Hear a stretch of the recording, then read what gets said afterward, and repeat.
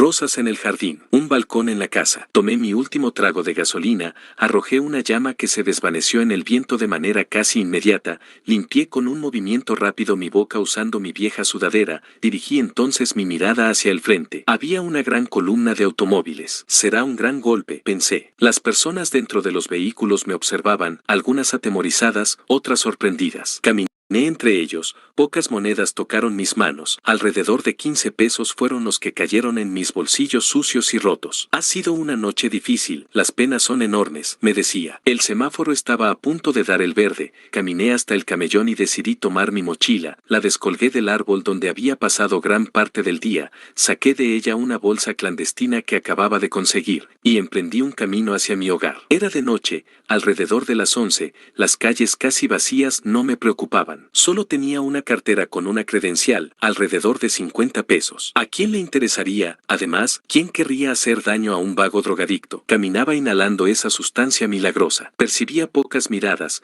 algunas cargadas de lástima, otras de odio, pero no me importaba, era libre, lo único que me apetecía era aspirar más hondo aquel químico amarillo causante de gran placer. Miraba todas esas construcciones cuadradas hechas con ladrillos llamadas casas, distintas personalidades reflejadas en cada una de ellas. Ponía gran atención en las decoraciones, los colores, las puertas, los portones, las ventanas, la mayoría con automóviles de lujo a sus afueras y árboles extremadamente cuidados. Presté mayor atención en una. ¿Quién diablos pone un balcón en su casa? A donde dirigiría su mirada sería a todas esas casas que cubren el horizonte o hacia esa porquería aérea que obstruye la visión del cielo, impidiéndonos apreciar en su totalidad las nubes y las estrellas, cables, postes, alumbrado. ¿Es todo esto tan necesario? Entre mi locura sentí una sed prominente, cada vez más fuerte. Miraba los interiores de los hogares, todos contaban con llaves de agua, pero no me era posible acceder a ninguna de ellas. Algunas eran custodiadas por perros al acecho de cualquier intruso, otras estaban blindadas, con vidrios y picos en sus bordes, cercas eléctricas,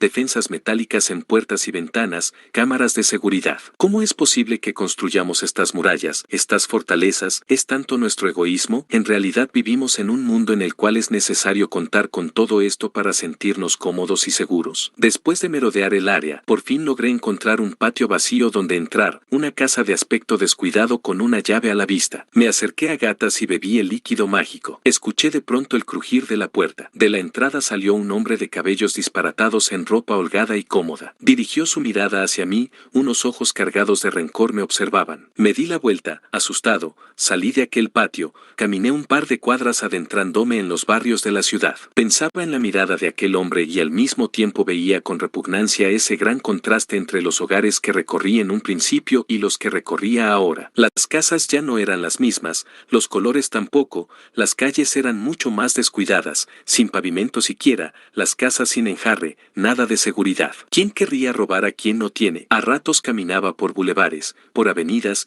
y me daba cuenta de cómo esos canales de contaminación eran tan molestos y perturbadores. Parecían ríos profundos que no todos podíamos cruzar. Desde pequeños nos enseñan a voltear a ambos lados. Si no lo hacemos, nuestras madres, padres o hermanos mayores nos regañan y golpean. Y pobres de aquellos a quienes no se han adiestrado en esto, con suerte, sus cadáveres serán arrojados a las orillas, como pasa con los perros y gatos. Siempre me han incomodado las luces de los automóviles cuando camino al lado de alguna calle transitada. Es tan molesto, siento como si éstas cegaran mi visión, el ruido de los motores me ensordece, y corro un gran riesgo. ¿Cuántas personas han perdido su vida a causa de estas máquinas? ¿La necesidad del hombre por trasladarse es tanta? En un principio, no nos bastó con ponernos de pie, empezamos a caminar. Esto no fue suficiente, comenzamos a correr. No saciando nuestra sed, nuestra hambre, tuvimos que valernos de animales para llegar más lejos y mucho más rápido. Empezamos a montar, pero necesitábamos sentirnos cómodos y seguros, se construyeron los carruajes. No conformes con esto,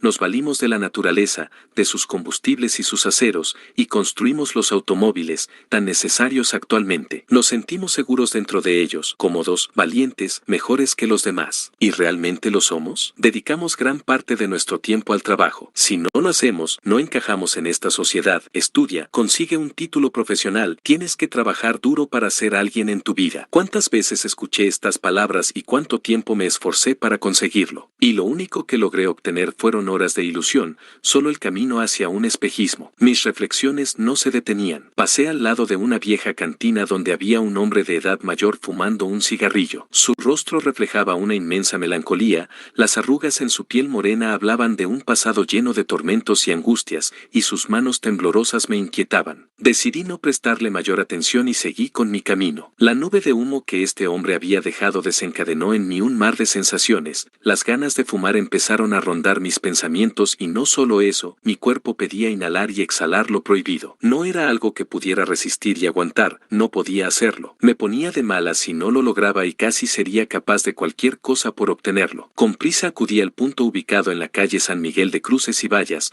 donde un camarada vendía sobres con tan espléndido manjar. El verde es vida, me decía. Compré 20, los cuales a duras penas resistirían por la noche. En ese lugar me encontré con Juan, un viejo amigo con quien no tenía contacto desde hace un tiempo. ¿A dónde vas, Pedro?, me preguntó. Voy a mi hogar, respondí, aunque por mi mente pasaba aquel edificio en el cual había dormido noches anteriores, aquel frío y oscuro lugar cubierto totalmente por una brisa de polvo y hedor a orines, las cobijas totalmente aterciopeladas que usaba para cubrirme y mis compañeros de cuarto, personas totalmente desquiciadas que me atemorizaban, pero que se habían convertido en mi familia. No tenía nada. No era nadie en un mundo donde lo más importante es darle un sentido a nuestra existencia. No encontraba cuál era mi sentido. Me hundí en el mundo de las drogas por miedo a la realidad, por cobarde. Hice cosas de las cuales me avergüenzo. Dejé de atacar a gente como lo hacía en un principio. Mis vicios a los cuales me había encadenado eran más fuertes. Solía salir por las noches con mis amigos, el Lágrimas y el Govinda,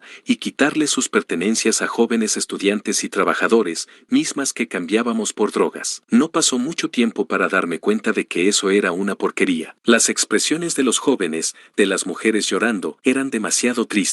Así que encontré en el arte de arrojar fuego mi modus vivendi. ¿Cómo llegué hasta esto?, me preguntaba. No lo sé, solo quería gozar de esa felicidad y libertad de la que todo el mundo habla. El hogar. ¿Te puedo acompañar? ¿En dónde te estás quedando?, preguntó Juan. Encontré una gran casa vacía, camino al gran llano. Es algo sucia, pero funciona. Solo tenemos que levantar un poco la cerca que la protege y listo. Estamos dentro. Te acompaño, Pedro. No importa el lugar, mis padres me echaron nuevamente y no sé qué hacer. Regresamos al lugar donde estaba aquel viejo hombre fumando, compramos una caja de cigarrillos y destilado de caña. Al salir, tomamos un trago cada uno para entrar en calor, caminamos y charlamos tanto que el camino se fue volando. Juan y yo crecimos en el mismo barrio, una colonia olvidada por Dios a la cual solo se acercaban ocasionalmente los políticos a regalar su mercancía barata, con sus programas sin sentido y sus falsas palabras. Mis padres de carácter tranquilo con grandes valores me habían inculcado hacer el bien y no lastimar a nada ni a nadie. ¡Qué gran tontería! El mundo que conozco no funciona de esa manera. La partida. Estando en aquella casa abandonada compartiendo un colchón viejo, mirando a mi amigo Juan directo a los ojos, me preguntaba cómo había terminado en semejante situación. En la vida suceden cosas que te transforman. En mi caso fue una serie de acontecimientos perturbadores que me habían conducido hasta ese instante. El motivo por el cual escapé de mi casa fue una locura. Estaba harto de todo y de todos. Preguntas agobiaban mis pensamientos. ¿Por qué no puedo tener lo que otros tienen? ¿En verdad necesito eso para ser mejor? ¿Qué sentido tiene esforzarse? Seguir la misma rutina de mis padres parecía bueno. Con suerte tendría un hogar como el suyo, con cosas mejores a las que ellos me han ofrecido. Quizás podría tener un auto,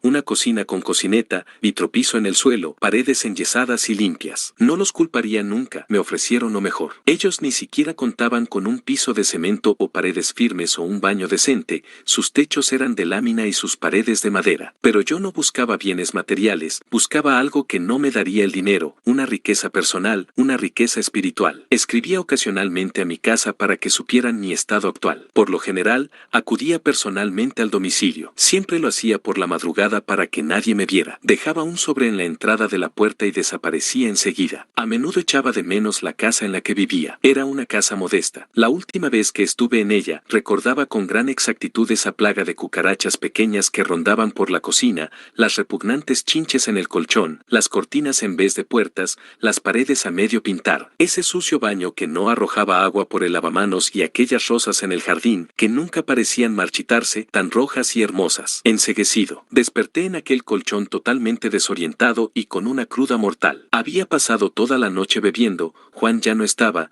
se había llevado los cigarros sobrantes. Tenía 5 pesos en mis bolsillos, mismos que me servían perfectamente para comprar un cigarrillo. Salí de la casa abandonada levantando el cerco y caminé, empezando sin darme cuenta a cruzar la calle. Volteé por un segundo al cielo y un rayo de sol me encegueció. De pronto, sentí un inmenso golpe en mi costado izquierdo, me elevé alrededor de 1 metro por el aire y azoté bruscamente contra el asfalto. Vi de cerca el suelo, el sol rebotando en el techo de los autos y perdí la conciencia. Abrí los ojos, no tenía ni idea de dónde me encontraba. Reconocí una voz cálida que decía mi nombre, era mi madre. Estaba en un hospital y no presentaba heridas graves. Esa misma tarde me dieron de alta. Bajé del taxi que me llevó hasta mi casa, mi verdadero hogar. Mi madre me tomaba del hombro y un par de muletas me servían como soporte para poder caminar. Abrimos entonces esa puerta de madera que daba entrada al patio. Cuando entramos, lo primero que vi fueron esas rosas en el jardín, tan relucientes como siempre. Tenían un rojo imponente, mismo color que almacenaba en mi memoria y me daba tanta paz. Estaba cansado de andar por aquí y por allá. El golpe, en verdad,